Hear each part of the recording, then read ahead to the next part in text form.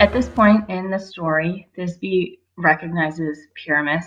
So we start with this but afterwards, and then this is going to be a perfect active participle coming from the deponent verb. So that's why it's active. So translated having delayed.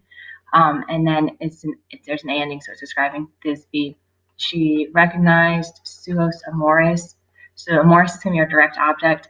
It is plural, but it'll be singular in meaning, so it's just Pyramus there. Okay, and then in 138 to 139, she's going to be doing things that resemble what one would do at a funeral. So she strikes her indignos lacertos, and then these two words go together to create an ablative of manner. So like with a clear wailing, and it also creates nice chiasmus for us. And then in this line, we have another participle. This is going to be a perfect passive participle.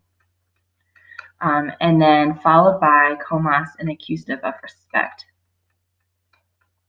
So that's going to be translated as with respect to her hair. So having been torn out with respect to her hair, or basically having torn out her hair, and our quay jumping here in front, and connecting our participle. So another participle. This implexa is a perfect active as well, because it's also from a deponent verb. So in having embraced the body, and then this is a perfect passive participle, but instead of going with Thisbe, it's going with the body, having been loved, or the loved body. All right, and then in this line, she filled the wounds, lacrimis, and she mixed, and this could be considered an enjambment, the tears, let's go with the blood. So this creates a pretty cool chiasmus where we have the wound and the blood surrounding the tears. The tears are inside of his bloody wound. Kind of gross. All right, and then this is going to be a present active participle describing Thisbe. And we can tell because of the NS on the end of this. And then oskio is going to be our direct object. Oskio, remember, are kisses. And this creates a bit of a contrast. It uses some kind of juicy imagery in general. Ovid does. This Galates meaning cool, so in the cool wound, so indicating that maybe he's a little bit more dead than earlier when he pulled the sword out from the fresh wound. All right, then we have evocative and evocative down here, and that creates an anaphora.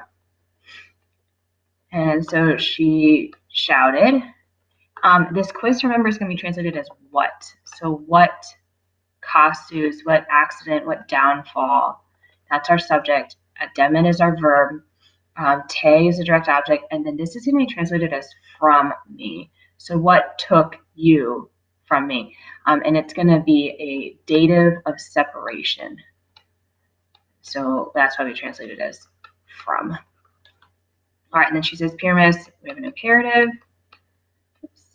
And then your Thisbe, nominat, te, and I would make this one evocative here. And then we've got two more imperatives here. Ex audi, if you kind of take the X out, it just audi, so listen. So an imperative, and so our quays are connecting our two imperatives. And lift your vultus, and iacentes is describing it, and it's another present active participle. So like lying down.